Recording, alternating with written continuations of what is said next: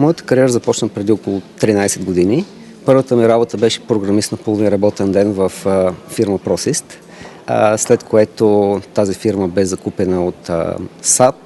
Работих известно време в SAP, след което в Cyient. Cyient бе закупена от VMware и така в момента съм служител на фирма VMware. Моите отговорности са да ръководя цялостно Quality Engineering организацията, която имаме в VMware България. Това е организация, която се състои от 75 човека и в тази организация имаме над 10 проекта в момента, като най-малкият проект е с големина 1 човек, а най-големия с 16 човека. Може би най-голямото предизвикателство, което аз за момент съм идентифицирал, това е предразсъдъка към професията, въобще към всяка професия в България, която включва в името си Quality.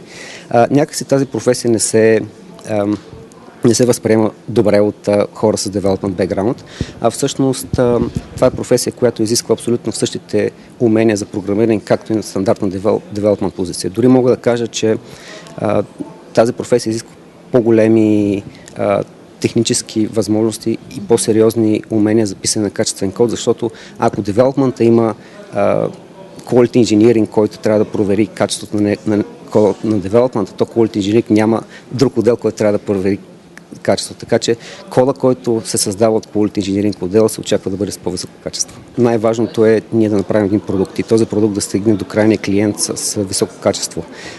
И ясно е, че имаме нужда от специализирана роля, която трябва да осигури качеството на тези продукти. В крайна сметка ние работим като един екип, който екип задачата му е да изкара продукт с високо качество. Ние имаме много системи за автоматизирано тестване, системи за continuous integration. В повече случаи не е необходимо ние дори да правим някаква забележка. Ако има някакъв проблем създаден от девелопмента, нашите автоматизирани системи ще го хванат много бързо и те просто ще получат имейл.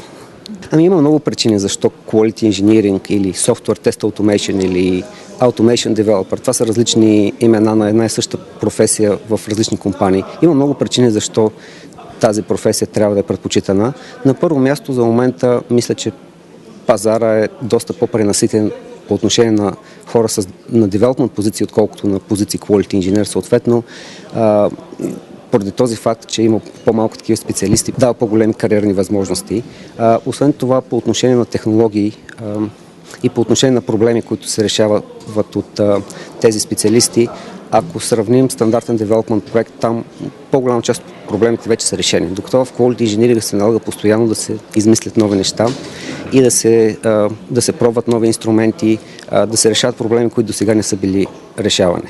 И може би третата причина това е, че Quality Engineering като професия дава по-голяма свобода от девелопмент по отношение на използване на технологии. Защото девелопмента в крайна сметка търси крайните клиенти. Търси ги крайния клиент, трябва да се работи с платформи, с инструменти, които са масово разпространени.